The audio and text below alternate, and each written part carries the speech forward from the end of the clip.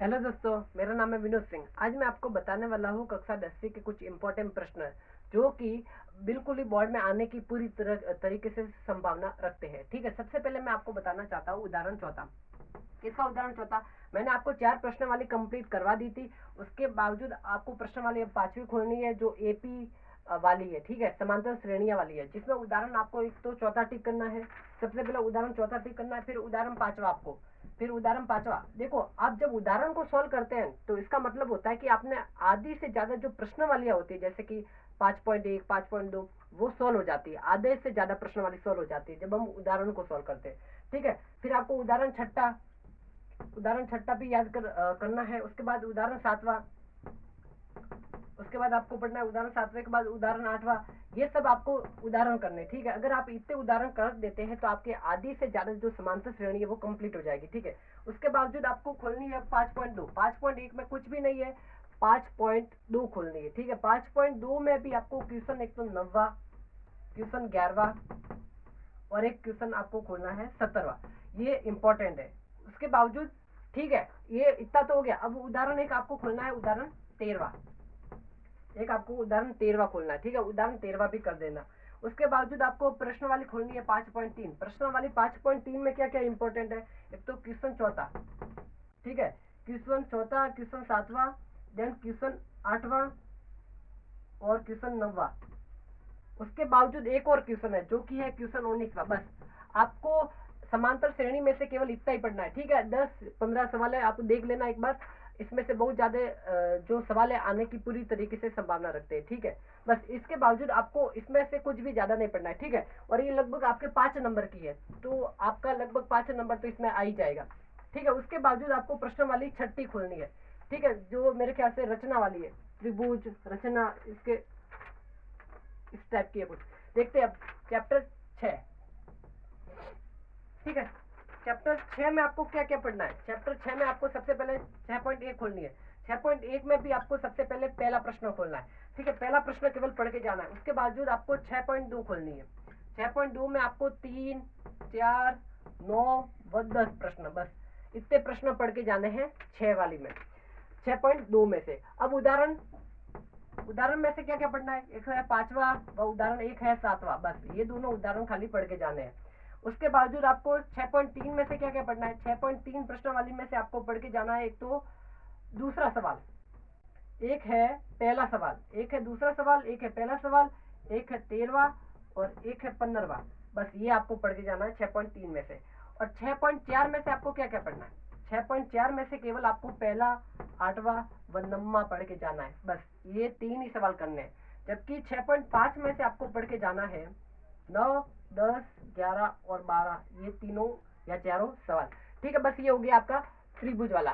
त्रिभुज वाला जो भी है आप एक बार देख लेना, कंफर्म कर लेना कि इसका जो प्रोसेस होता है वो किस किस किस तरीके से होता है। ठीक है, एक बार ये कंफर्म कर लेना ये। ठीक है, अब खोलते हैं क्वेश्चन प्रश्न वाली 7वीं। ठीक है, प्रश्न वाली 7वीं में से आपको क्या क्या पढ़ के जाना है? प्रश्न वाली 7वीं में से ये जो मैं प्रश्न टिक करवा रहा हूँ ये बहुत महत्वपूर्ण है, एक बार आप उसको जरूर देख के जाइएगा। ठीक है, प्रश्न वाली 7वीं जो बिल्कुल इजी है, सबसे इजी यही है इस पूरे टॉपिक में, सबसे इजी प्रश्न वाली 7वीं है। ठीक है, इसमें से आपको पहले पढ़ के जाना है उदाहरण पहला, फिर उदाहरण पांचवा और एक आपको पढ़ के जाना है उदाहरण चौथा। ये 3 उदाहरण इसमें बहुत महत्वपूर्ण है। उसके बावजूद आपको खोलनी है 7.1 प्रश्न वाली। कौन सी? 7.1 प्रश्न वाली खोलनी है, जिसमें से आपको पढ़ के जाना है सवाल 4, 8, 9 व 10। ठीक है, आपको ये 4 सवाल पढ़ के जाने हैं 7वीं प्रश्न वाली में से। और उसके बावजूद अब आपको खोलनी है प्रश्न वाली 7.2। प्रश्न वाली 7.2 में से आपको पढ़ के जाना है 6, 8, 10 और 7, ये 4 सवाल। ठीक है, उसके बावजूद आपको और पढ़ना है उदाहरण छठा व सातवां। उदाहरण छठा व सातवां आपको पढ़ के जाना है। उसके बावजूद उदाहरण 10वां व उदाहरण 14वां। ठीक है, ये इतने उदाहरण आपको पढ़ के जाने हैं। यहाँ पे अगर नहीं दिख रहा है तो उदाहरण 14वां लिखा है यहाँ पे, उदाहरण 14वां। ठीक है, ये आपको पढ़ के जाना है। और उसके बावजूद एक और प्रश्न वाली है जो 7.3 है। 7.3 में से केवल आपको दूसरा प्रश्न पढ़ के जाना है। बस ये मुख्य बातें थी जो मैंने करवा दी। ठीक है, अब इसमें से कोई भी ज्यादा महत्वपूर्ण नहीं है। ठीक है, अब देखते हैं 7वीं हमारी पूरी हुई। अब लेते हैं हम आगे 8वीं प्रश्न वाली, थीटा वाली। ठीक है, थीटा जो कहीं पर भी काम नहीं आते, फिर भी थीटा हमारे टॉपिक में या हमारे सिलेबस में आ ही जाता है। देख लेते हैं थीटा 8 कितने, कौन सी प्रश्न वाली है? 8, 8वीं प्रश्न वाली है, 8 नंबर की है। 8वीं प्रश्न वाली कितने नंबर की है? 8 नंबर की है। जल्दी से देख लेते हैं इसमें से कौन कौन मुख्य बातें हैं। आपको सबसे पहले खोलना है 8.1 प्रश्न वाली। सबसे पहले आपको 8.1 प्रश्न वाली खोलनी है और उसमें भी आपको पढ़ना है केवल तीसरा व 8वां सवाल, केवल तीसरा व 8वां सवाल पढ़ के जाना है।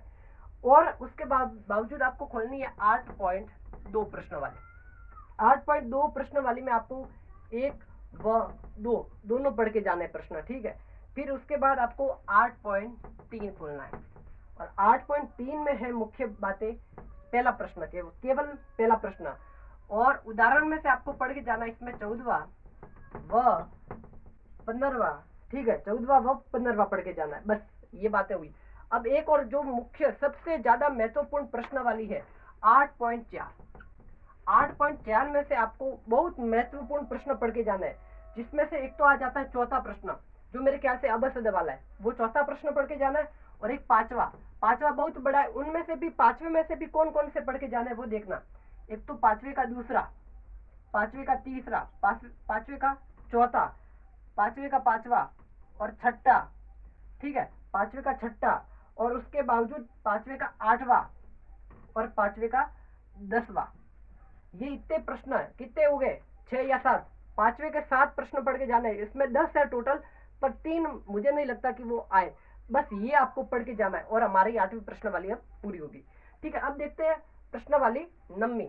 प्रश्न वाली 9वीं में से कौन कौन सी मुख्य बातें हैं जो बोर्ड में आने की संभावना रखते हैं। देखते हैं प्रश्न वाली 9वीं। प्रश्न वाली 9वीं से तो कुछ देख लेते हैं जो 4 नंबर की है मेरे ख्याल से। उसमें से आपको पढ़ के जाना है उदाहरण तीसरा व उदाहरण चौथा, फिर उदाहरण 5वां। ठीक है, उदाहरण 5वां, फिर आपको एक पढ़ना है उदाहरण छठा और उदाहरण 7वां।